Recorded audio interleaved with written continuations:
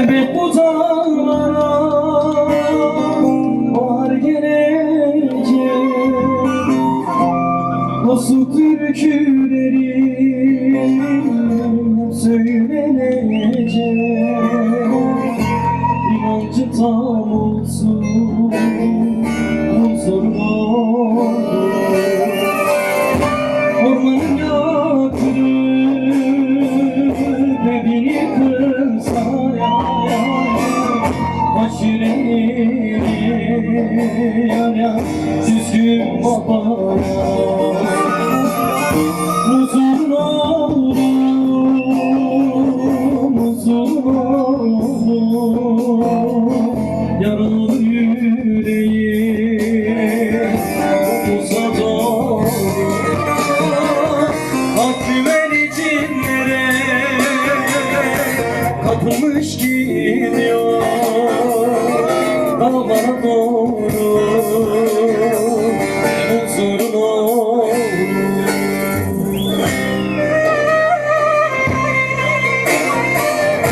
Biz huzuru çocukları, düzgün babaların, ana Fatmaları, Seyit Rıza'nın torunları, bizler ki sevdalıyız insanlara, bizler ki yıllardır kıyımdan ayrıldık hep. Bizim omuzlarımıza kurşun sıkılmaz la.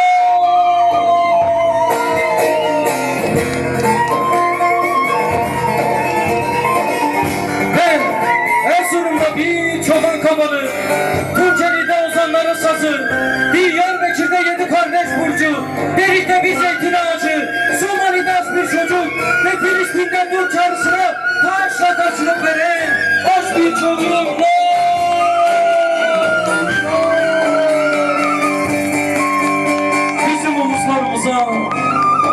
Bizim omuzlarımıza kurşun sıkılmaz la.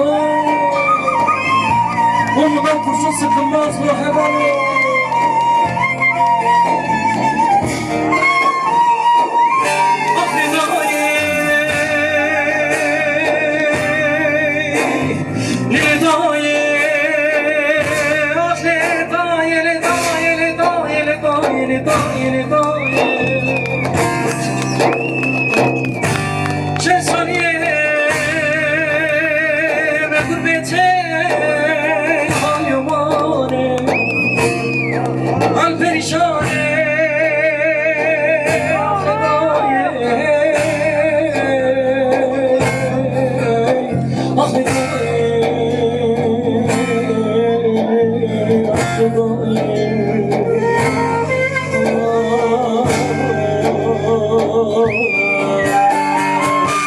Musul